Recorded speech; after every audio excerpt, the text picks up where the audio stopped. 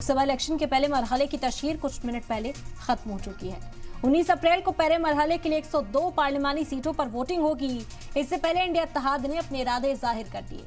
आज यूपी के गाजियाबाद में राहुल गांधी और अखिलेश यादव की ज्वाइंट प्रेस कॉन्फ्रेंस हुई, जिसमें दोनों लीडरान ने एक एक कर बीजेपी पर कई हमले किए।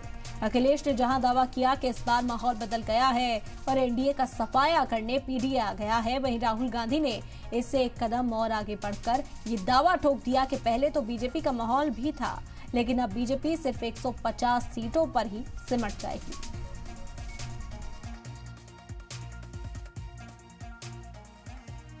बीजेपी को मुझे लग रहा था 15-20 दिन पहले कि 180 तक जाएंगे, अब मुझे लग रहा है 150 तक जाएंगे।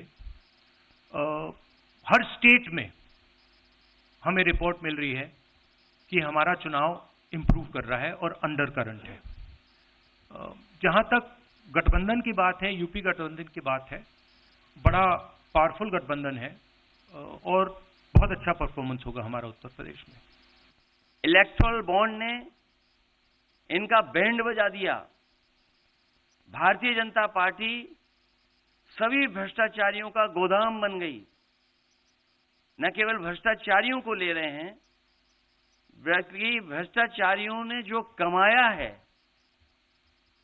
उसको भी अपने साथ रख रहे हैं।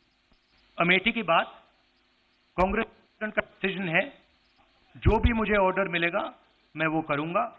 सीईसी मीटिंग हमारी पार्टी में सीईसी मीटिंग्स में ये डिसीजन लिए जाते हैं।